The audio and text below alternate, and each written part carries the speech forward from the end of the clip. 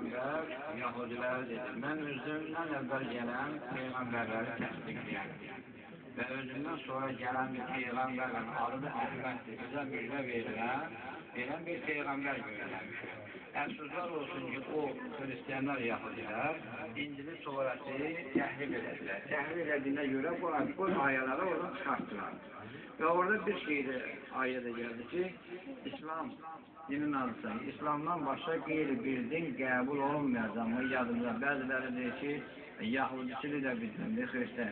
Xeyr, axırıncı gelen İslam dini olduğuna göre, İslam'la axırıncı kanun Kur'an'dır, gelen kitap Kur'an'dır, dinde İslam'dır.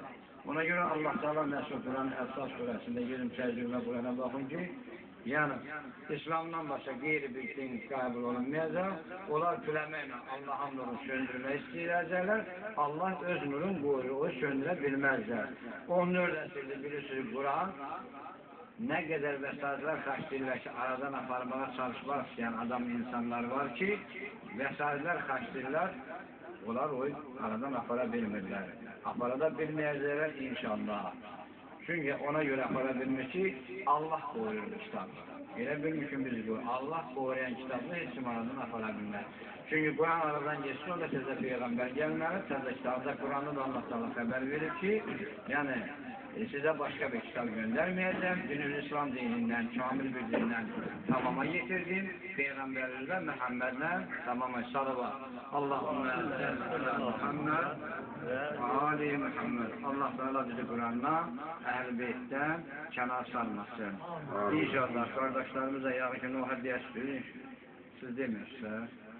İnşallah bunlar da tələsinlər. Çok sağ olsunlar. Dünəmdəki mümin kardeşlerimize geldi, bu neslimizi zeynetlediler. Bugün de bu kardeşler geldiler burada bizim neslimizi zeynetledilerine. Allah ömürlerine bereket versin, ellerine bereket versin. Onu elimize, obamıza, bizlere sorunları çok görmesinler. Berbatine merabedillah, Hüseyin'in tabi-ı kıyamet, nidam-ı lanet bağışın. Ben Muhammed ve alihi salavat. Allahümme sellem Muhammed ve ali Muhammed. Birinci noktanı inşallah zahir kardeşimiz diyecek.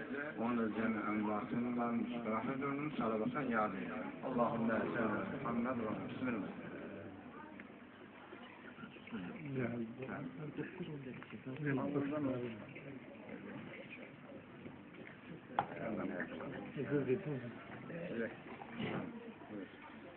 Solaya gül tekbiri gönder, anam lay lay, anam lay lay, cahanda duymadım senden, anam lay lay, anam lay lay, anam lay lay, anam lay lay,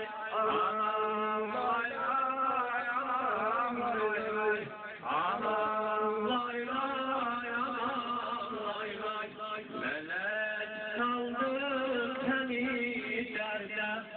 Bizi koydun yaman yerde, geldin emri geride.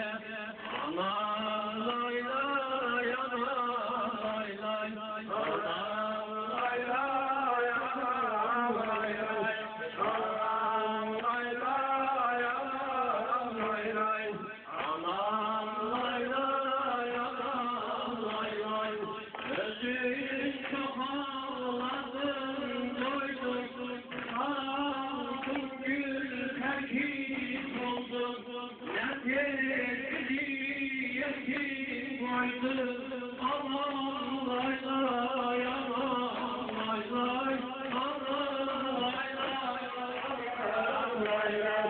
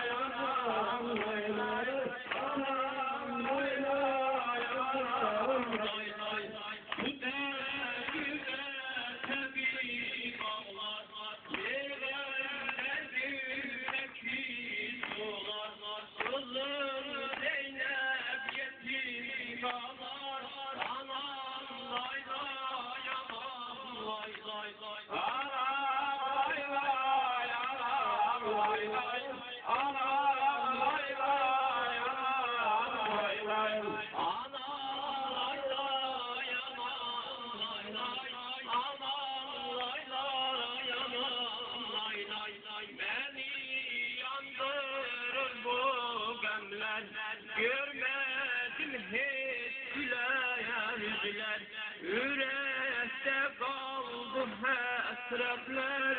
Anam lay lay, anam lay lay, anam lay lay, anam lay lay, anam lay lay, anam lay lay, anam lay lay, anam lay lay, anadaki kevaniler her din sene beyan eyler, canım seneye kurban eyler.